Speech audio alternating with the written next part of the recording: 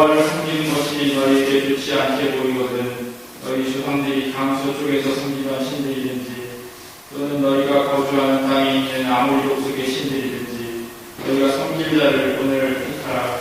오직 나와 네 집은 여호와를 섬기리라.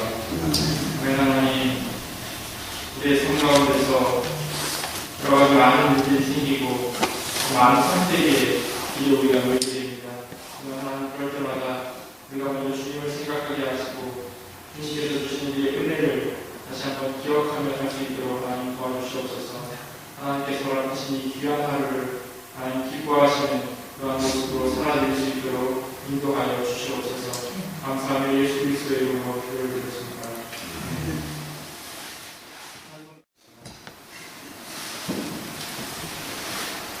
주밖에 있는 나의 복이 없습니다. 이렇게 고백하면서 살아가십니다. 오늘 말씀을 준비하면서 가장 먼저 든 생각이 그리고 동시에 저 스스로에게 던진 질문이 바로 이 말입니다. 주밖에는 복이 없니? 오늘 시편 기자는 2절에서 그렇게 고백하고 있습니다. 내가 여호와께 아뢰되 주는 나의 주님이시오니 주밖에 나의 복이 없나이다. 솔직하게 이 질문에 주밖에라고 말할 수 없다라는 생각이 들었습니다. 돌도 안 된 아들과 이제 3살이 다 돼가는 딸이 건강하게 잘 자라고 있으면 좋겠습니다. 저한테는 이쁜 와이프랑 그리고 또 같이 오랫동안 건강하게 사역을 다 할 수 있었으면 좋겠습니다. 물론 수중에 돈도 좀 있었으면 좋겠습니다. 한국에 그리고 미국에 있는 한국들이 평안했으면 좋겠습니다. 이런 많은 내 소망과 바람이 내 마음과 머릿속에 있기 때문에 주밖에라는 그 말에 아멘이라고 대답할 자신이 없습니다. 혹시 주뿐만 아니라 다른 것도라고 부르신다는 볼까가 있습니다. 그런데도 다윗은 무슨 이유로 이렇게 고백할 수 있었을까요? 주밖에는 나의 복이 없습니다. 다윗의 인생을 되돌아보면 참 굴곡 많은 인생이라는 생각이 들었습니다. 오늘 아침에 새벽 예배 드리고 오는데 저는 집에서 신호등이 한 7개, 8개 정도 되는데 다 파란불이에요.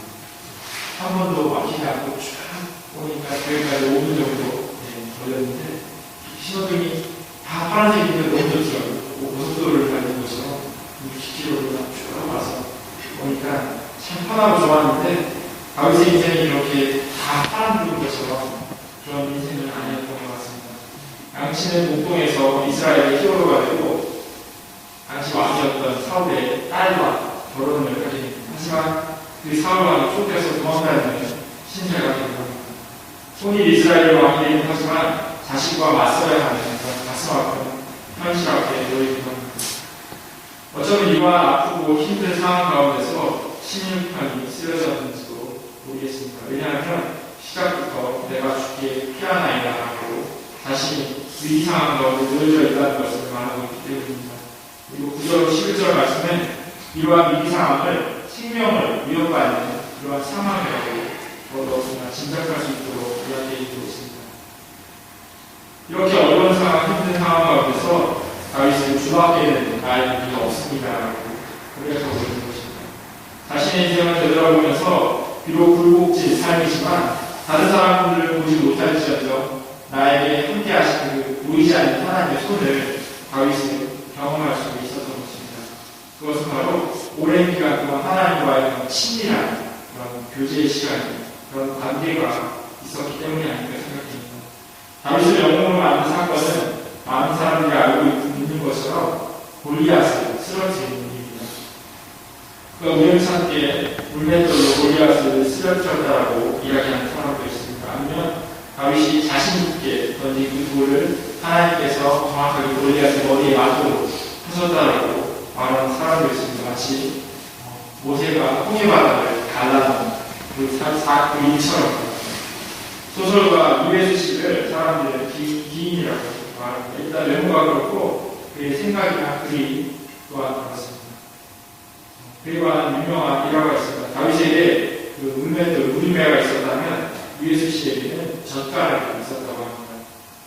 한 번에 작은 술집에서 이제 막걸리를 마시다가 옆에 건장한 청년 4명이 앉아서 술을 마시고 있는 모습을 보고 자기 수준에 담배가 떨어져서 청년들이 담배를 피웠다고. 이제 한 번만 했어야 되는데 4번이나 가서 그렇게 담배를 계속 피웠다고. 그랬더니 그 청년들이 너무 화가 나서 자기네들 꼭 무시하는 것 같고 그렇게 화가 나는 그런 얼굴을 하면서 책상을 치고 테이블을 치고 자리에서 일어나서 유해수 씨에게 걸어오려고 하니까 유해수 씨가 자기가 안주를 집어먹는 쇠젓가락을 달력을 보고 던지면서 오늘은 7일이지 그러면서 던졌는데 정확하게 7자에 꽂힌다고. 그래서 이렇게 몇 번을 하고 나서는 자리에서 일어나면서 나는 눈에는 눈이야 그러면서 자리를 떠난다고. 그래서 그 4명 중에 한 명은 그 일대에서 아주 유명한 조직폭력배였는데 그 사람과 친하게 되는 그런 일이 있었다고 합니다. 젓가락을 던져서 거기에 이제 꽂게 만드는 것도 어렵지만 그걸 정확하게 꽂고자 하는 그곳에 꽂는 것도 아주 하루아침에 되는 일이 아닐 거라고 생각합니다. 다윗의 무인매도 마찬가지입니다.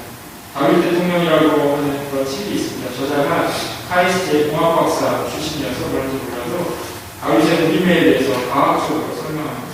일정한 속도로 일정한 원을 돌리면서 그것을 놓으면 목표물로 날아가게 됩니다. 그러면 이게 어느 정도 돌의 파괴력을 가지게 되는 그런 충격 에너지로 바뀌게 되는데 돌의 무게와 속도의 제곱에 비례한다라고 그 저자가 설명하고 있습니다. 보다 정확하게 말하면 그 무림의 속도가 투수들이 던지는 그런 그 야구공만큼 아주 엄청난 속도로 130km 이상 혹은 120, 200km까지도 그 속도로 주먹만한 놈이 날아간다. 그런데 그런 과학적인 설명으로 그것을 표현할 수 있는 것은 다가 아닙니다. 왜냐하면 그 파괴력도 중요하지만 그게 얼마나 골리앗의 머리에 정확하게 맞느냐가 또한 중요한 부분입니다. 사실 다윗이 이런 무기를 전쟁에서 사용하는 것은 처음이 아닙니다. 사사기 20장 16절에 보면 이 모든 사람 가운데서 뽑힌 700명 왼손잡이들은 무림매로 돌을 던져 머리카락도 빗나가지 않고 마치는 사람들이었다라고 성경은 말하고 있습니다. 다윗 태어나기 이전에도 이런 무림매를 가지고 전쟁에 나가는 그런 사람들이 있었습니다. 그리고 나중에 다윗이 왕이 된 뒤에 부대 내에 아예 무림매 부대를 만들 정도였다고 합니다. 역대상 10장 2절에 보면 이들은 좌우 양손으로 무림매 돌도 던질 줄 아며 화살도 쏠 줄 아는 사람들이라고 기록하고 있습니다. 다윗은 이런 무림매의 훈련을 광야에서 양을 치면서 배웠습니다. 들판에서 혼자 양을 치다가 강단 삼아서 목표를 정해놓고 무림매를 던지기도 했을 것입니다. 그리고 때때로 자신의 양들을 위협하는 들짐승에게 그 무림매를 사용하기도 하였습니다. 다윗이 처음 사울에게 자신을 표현할 때 이렇게 이야기합니다. 주의 종이 아버지의 양을 지킬 때에 사자나 곰이 와서 양떼에서 새끼를 물어가면 내가 따라가서 그것을 치고 그 입에서 새끼를 건져내었고라고 사무엘상 17장에서 말씀하고 있습니다. 그러다 보니까 그의 무림의 실력은 상당해서 요즘으로 말하면 저격수와 같은 그런 실력이 있게 됩니다. 거대한 골리앗 거기다가 갑옷까지 두르고 있는 갑옷의 무게가 한 60kg 정도 된다고 하는데 갑옷까지 두르고 있는 그런 느릿느릿 움직이는 그 골리앗에게 가장 적합한 무기를 다윗은 선택한 것입니다. 다윗이 양치면서 바다를 흔들려면 이것만이 아닙니다. 또 다른 훈련은 하나님을 만나는 그런 훈련이었습니다. 광야에서 양치고 돌 던지며 평세월을 보낸 다윗이 아닙니다. 그가 쓴 주옥 같은 시편들을 보면 그가 얼마나 영적으로 깨어 있었는지를 우리는 알 수 있습니다. 양치며 경고하는 하나님, 그것이 어쩌면은 시편 23편을 만들어낸 그런 다윗의 모습이 아닌가 생각됩니다. 여호와는 나의 목자시니 내가 부족함이 없으리로라고 그가 고백하는 그것은 광야 생활을 하지 않았다면 그가 그런 시를 만들어낼 수 없었고 그런 하나님의 이미지를 만들어낼 수가 없었을 것입니다.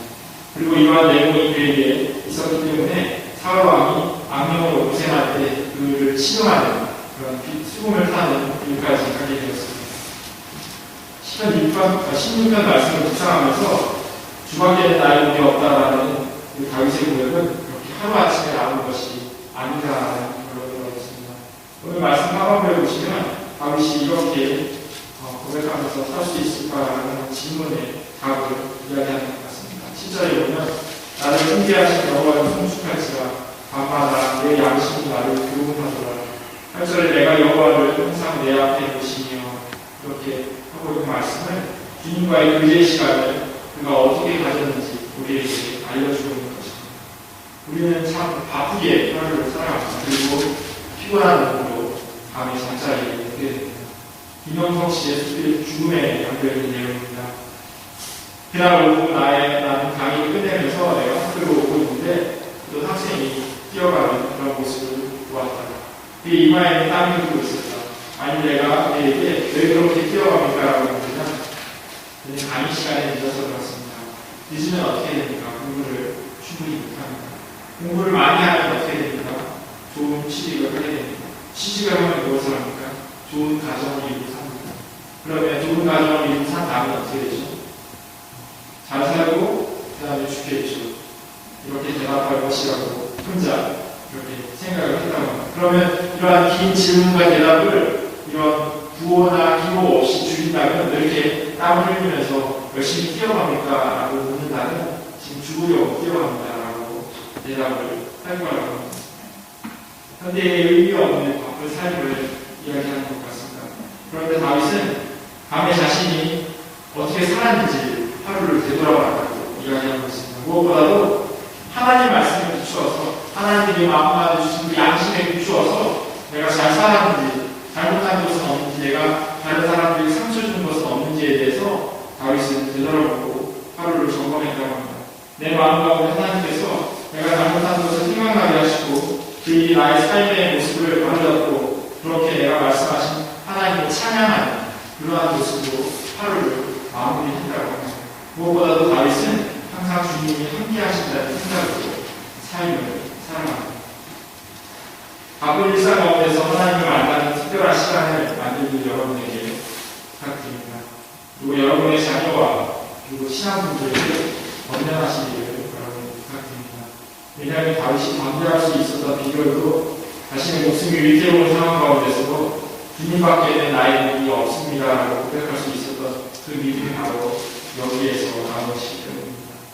남자와 여자가 서로 좋은 감정을 갖게 되고 그러면 함께하는 시간이 늘어나게 됩니다. 그리고 서로 사귀게 됩니다.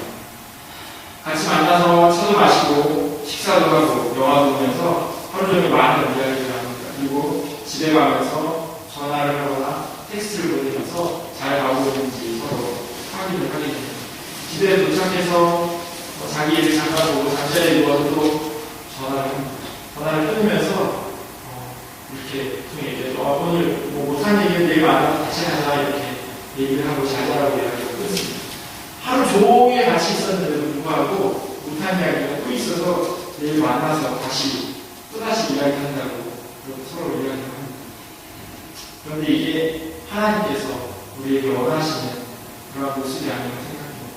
우리가 간절하게 살고 싶은데 우리가 문을 걸어다니고 만나려고 하지 않습니다.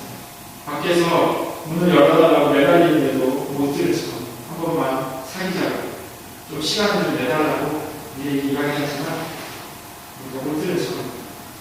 여러분들 가장 사랑하는 분이 여러분과 함께 좋은 시간을 갖기를 원하십니다. 오늘 10편 16편은 주님과 동행하면서 사는 삶의 본론을 이렇게 말씀하고 있습니다. 그 인생을 여러분 잘 읽어드리겠습니다. 주님 참 감사합니다. 이 마음은 기쁨으로 가득 차고 이 몸도 아무 해를 두려워하지 않는 까닭은 주님께서 나를 보호하셔서 죽음의 세력이 나의 생명을 삼키지 못하게 하실 것이며 주님의 거룩한 자를 죽음의 세계에 버리지 않으실 것이기 때문입니다. 주님께서 몸소 생명의 길을 나에게 보여주시니 주님을 모시고 사는 삶에 기쁨이 넘칩니다. 주님께서 내 오른쪽에 계시니 이 큰 즐거움이 영원토록 이어질 것입니다.